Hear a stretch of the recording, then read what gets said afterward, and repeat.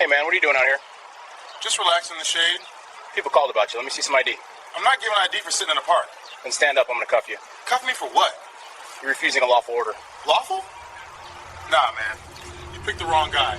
FBI. Officer Travis Holloway had spent 9 years with the Phoenix Police Department, creating a record so concerning that Internal Affairs had logged 17 official complaints. Yet each time, supervisors opted for training sessions instead of firing him. The pattern was clear across all 17 cases. 13 of them involved Holloway stopping black people in parks and recreational areas for no reason other than being there. A man reading on a park bench was questioned for loitering. A woman stretching after a run was asked to prove she lived nearby. A teenager shooting hoops alone was grilled about gang ties. Every complaint produced paperwork, required Holloway to attend training, and led to no real consequences. One November afternoon in Phoenix, Holloway's failure to accept that black people could simply exist in public spaces brought him face to face with someone whose federal authority outweighed his local power. That encounter ended Holloway's career, cost Phoenix $5,300,000, and revealed a department that had repeatedly chosen certificates of training over serious discipline through 16 prior warnings. A 38-year-old FBI special agent named Darius Mitchell was sitting at a shaded picnic table in Desert Ridge Park, eating chips and drinking water on his day off, dressed in workout clothes after a morning at the gym, completely unarmed with his badge and service weapons locked in his car. No crime was happening, no park rules were being broken, no suspicious behavior at all, just a federal agent with 15 years of experience investigating civil rights violations, taking a peaceful break in a public park on a sunny Arizona afternoon. But Holloway, shaped by 9 years of automatic assumptions that black people in parks were always suspicious, couldn't accept that someone might just be enjoying the space legally. He approached with conclusions already made, setting the stage for a federal case study in constitutional violations. Before we go further, where are you watching from? If this is your first time here, hit the subscribe button. Stories like this need to be shared, and your support helps us bring more truth to light. Phoenix, Arizona. Desert Ridge is a newer neighborhood in North Phoenix, with parks featuring modern covered pavilions, walking trails, sports fields, and family-friendly spaces. The parks are for everyone: people on lunch breaks, parents with kids, athletes training, anyone looking for outdoor space in a city where summer heat makes spring and fall days especially valuable. November 25th brought perfect weather, mid-70s, clear skies, ideal for being outside. That Tuesday at 3:11 p.m., the park had its usual mix of visitors enjoying the public space as it was meant to be used. Darius Mitchell had chosen federal law enforcement to fight the injustices he had seen growing up in South Phoenix. His parents, a teacher and a postal worker, taught him that systems could change if people work from within them. Darius excelled at Arizona State studying criminal justice, graduated at the top of his FBI Academy class at Quantico, and returned to Phoenix determined to hold wrongdoers accountable, badge or no badge. He spent 15 years with the FBI's Phoenix field office, most of that time in the Civil Rights Division. He investigated police misconduct, built federal cases against officers who violated constitutional rights, and deposed hundreds of officers whose claims of colorblind policing didn't match the stop patterns they produced. That Tuesday, Darius had the day off. He had worked out early, pushed himself at the gym, and decided to unwind before going home. He stopped at a convenience store, grabbed water and chips, and drove to his favorite park. A simple plan: find some shade, relax, and enjoy the weather. He found a covered pavilion, picked a picnic table, set down his snacks, and settled in for a calm break. He wore a blue sleeveless workout shirt, black shorts, running shoes, and a dark baseball cap, typical gym clothes for Phoenix in November. His FBI badge and service weapon stayed locked in his car. He was completely off-duty, completely unarmed, and fully entitled to be in the park without explanation or questioning. Darius opened his chips, drank his water, and watched people enjoy the park normally: kids on the grass, couples walking, someone tossing a frisbee with their dog. Just a peaceful afternoon in public space. He had been sitting maybe 20 minutes when Officer Travis Holloway's patrol car pulled into the lot. Holloway was a known problem, one the department had struggled to fix despite clear evidence. 9 years on the Phoenix PD, 17 formal complaints, not scattered over time but all within those 9 years, 13 of them showing the exact same bias. Black people in public recreational spaces were stopped and questioned without any legal reason. Complaint 3, a black man sitting on the grass reading a newspaper. Holloway demanded his ID and asked why he was there, even though he lived right across the street. The complaint led only to a community policing workshop. Complaint 7, a black woman stretching after her morning run. Holloway stopped her, asked if she lived nearby, and implied she might be scouting cars. She ran there 5 days a week training for marathons. That complaint resulted in a fitness and recreation awareness session. Complaint 11, black teenager shooting basketball alone at a public court. Holloway questioned one about gang ties because of his clothing, even though he was wearing his high school basketball uniform. Across 17 complaints, 13 showed the same automatic assumption that black people in parks didn't belong. Phoenix PD's response never changed. Document the complaint, assign training, close the file. The topics changed, but the results didn't. Cultural competency after complaint 4. Implicit bias after complaint 8. Constitutional policing after complaint 12. Community engagement after complaint 15. Holloway attended every session, passed all assessments, signed every attendance sheet, returned to patrol, and kept making the same stops. That afternoon he responded to a call about a suspicious person at Desert Ridge Park. The caller described no criminal activity, reported no threats, no disturbance, just discomfort with someone being there. The caller was white, the person making them uneasy was black. A classic type of call that wastes resources and sets the stage for constitutional violations. Holloway arrived at the park and immediately saw Darius sitting at the picnic table. In Holloway's mindset, this automatically registered as a situation that needed investigation. Black man alone, must be homeless or up to something, needs to be questioned, maybe moved along. Holloway saw no criminal behavior, no park rules being broken. No one in distress, just a man peacefully eating lunch. Still he approached, guided by 9 years of assumptions. Do you think eating chips at a picnic table should require explaining yourself to the police? Drop your thoughts below. Darius noticed the patrol car but didn't think much of it at first. Police often patrol parks, normal presence, no reason for concern. Then Holloway got out and walked straight toward him with a deliberate pace, and Darius recognized that approach instantly. He had seen it hundreds of times while investigating civil rights cases. The walk of an officer who's already decided someone is guilty and just needs to pick a charge. Holloway's body camera recorded everything that followed, creating a record that would later serve as federal court evidence. "Hey man, what are you doing out here?" Not a friendly greeting but an interrogation demanding justification for simply being there. Darius stayed calm and professional. He had dealt with officers like this countless times from the investigative side. "Just relaxing in the shade, taking a break after my workout," he said. Holloway stepped closer, body language aggressive. "People called about you, let me see some ID." There it was, the demand with no legal basis, no reasonable suspicion, no crime described, just people called, which isn't grounds for anything, combined with the show me ID demand, which isn't legal without reasonable suspicion of a crime. Darius knew Fourth Amendment law better than most federal judges. Terry v. Ohio. Reasonable suspicion is required. Sitting in a park isn't a crime. Someone calling because they feel uncomfortable isn't reasonable suspicion. This demand was illegal. "I'm not giving ID for sitting in a park, that's not lawful. You have no reasonable suspicion that I've committed any crime." This was exactly where 16 prior training programs should have prevented disaster. Hours of instruction on constitutional policing, explicit lessons about unlawful ID demands, and clear warnings about creating legal liability. Holloway's response showed he hadn't learned anything. "Then stand up, I'm going to cuff you." Darius stood, not out of compliance but knowing that escalation was coming, and standing voluntarily was safer than being forced to the ground. "Cuff me for what?"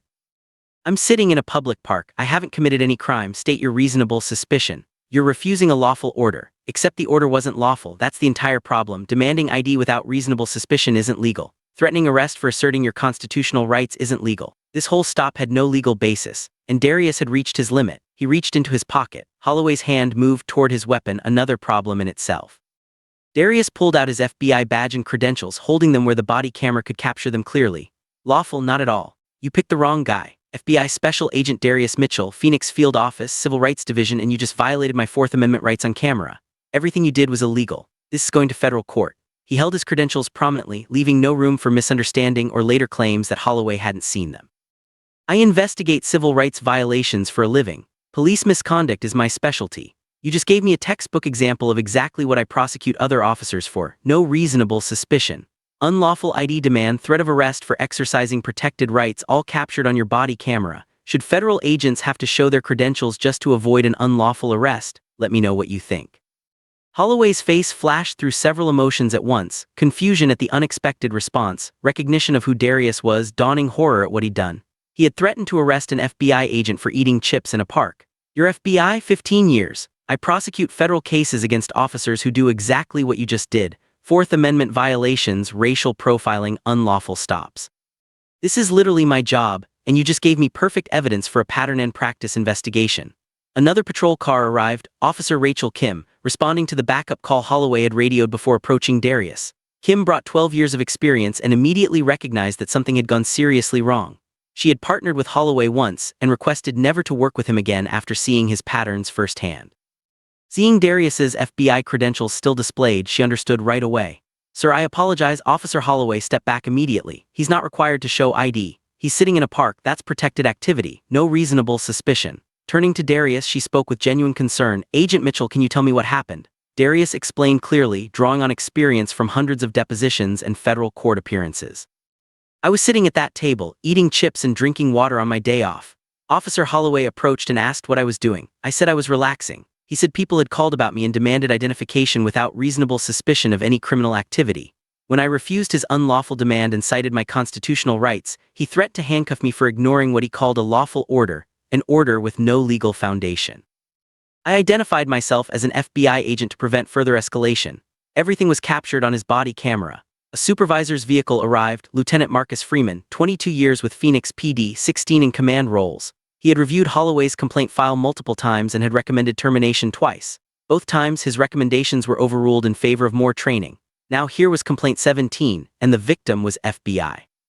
Freeman spoke briefly with Kim and immediately called the FBI field office to inform them. He pulled up Holloway's personnel file on his mobile computer showing 17 complaints, 13 of them following the exact same pattern. He watched the body camera footage from today's encounter. Then he made the decision that should have been made 14 complaints earlier. Approaching Holloway with complete finality, he said, "Badge, service weapon, and body camera. You're suspended immediately pending termination proceedings." Holloway tried to justify himself. "Lieutenant, I was responding to a suspicious person call. You violated a federal agent's constitutional rights. You demanded identification without reasonable suspicion. You threatened arrest for exercising protected rights. You did this based on a call reporting no criminal activity. This is your 17th complaint in 9 years, 13 of them showing the same bias against black people in public spaces.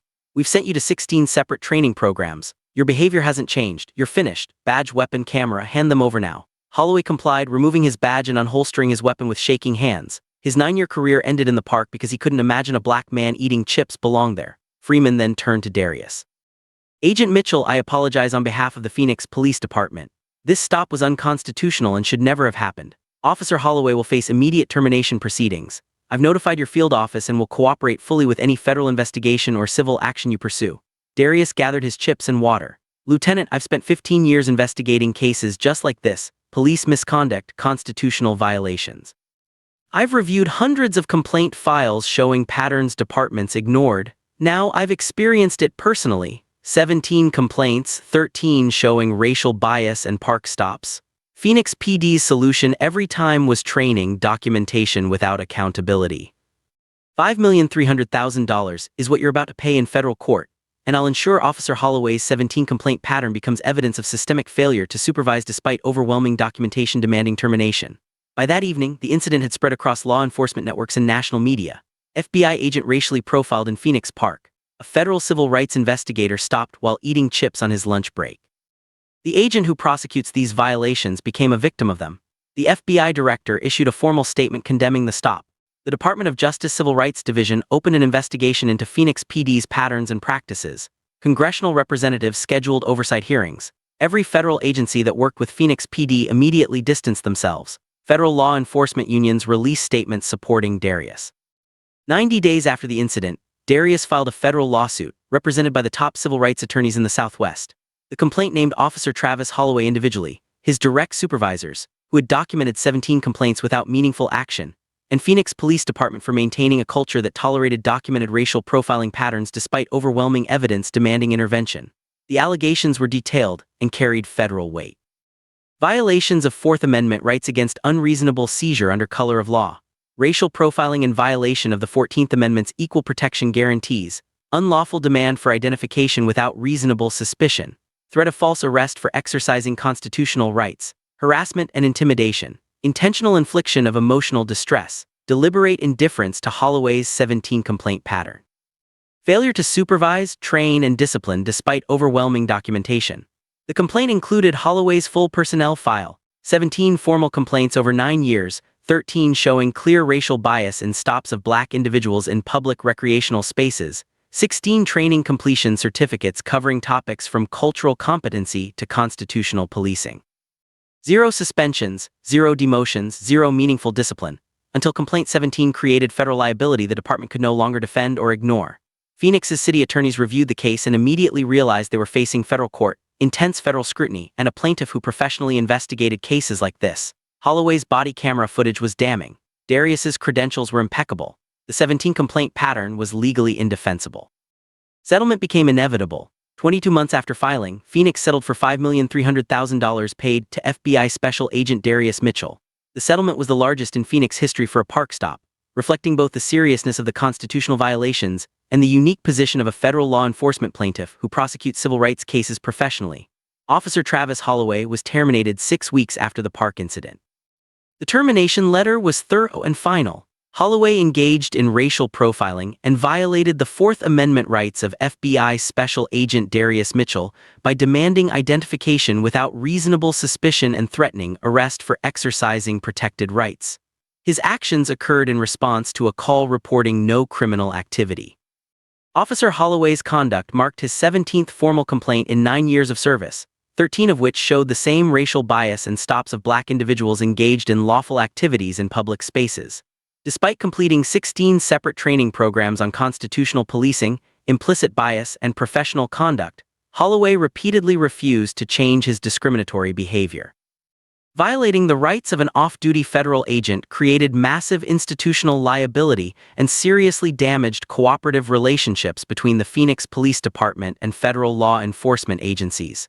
His employment was terminated immediately and permanently. The termination's effective date reflected zero tolerance for civil rights violations. Holloway's name was entered into the National Decertification Index, the nationwide database that prevents terminated officers from working in law enforcement elsewhere.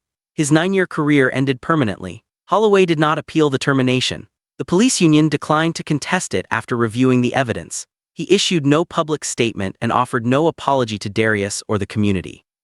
Darius later testified at a Phoenix City Council hearing on police accountability and at Department of Justice oversight hearings examining pattern and practice violations. "I'm an FBI special agent. I professionally investigate civil rights violations. I build federal cases against officers who racially profile, harass civilians, and violate constitutional protections. I know the law inside out. I recognize the patterns and I understand the consequences." Officer Holloway stopped me for sitting in a park eating chips. He demanded my ID without reasonable suspicion and threatened arrest when I asserted my Fourth Amendment rights. All of this happened because someone called saying they were uncomfortable with my presence. 17 complaints over 9 years, 13 showing the same bias against black people in public spaces. Every single time, Phoenix PD's response was training.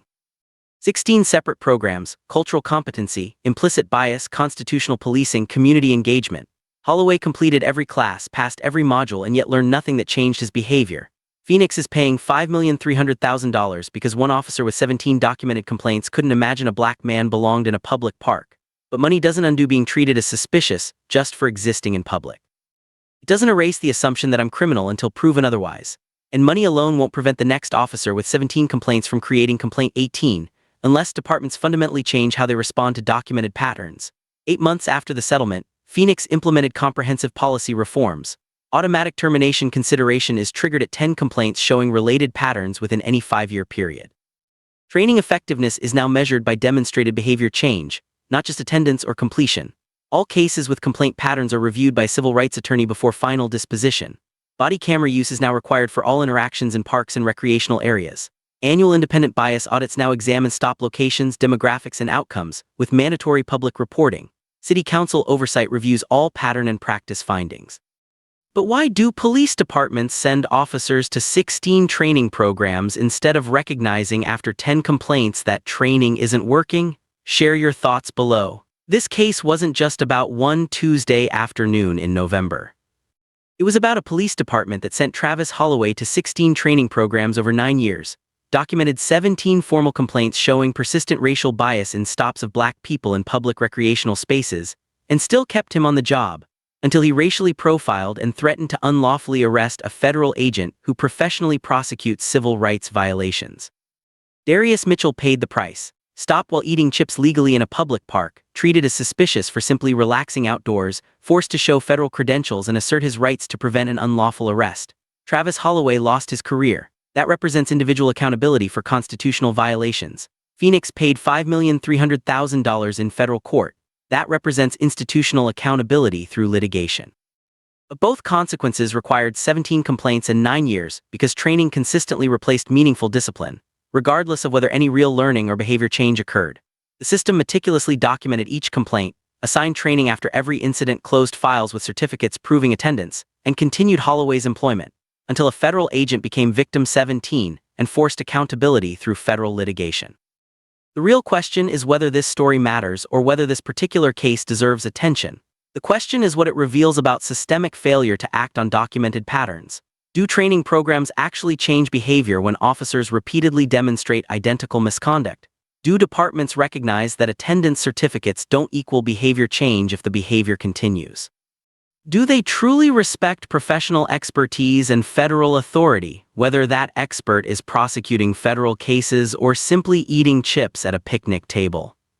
Because if policing systems continue treating training as accountability theater, if departments document clear patterns but take no real action until the 17th complaint triggers unavoidable federal liability, if officers can ignore 16 comprehensive training programs and continue patrolling until they victimize a federal agent, then Darius Mitchell represents not one isolated incident.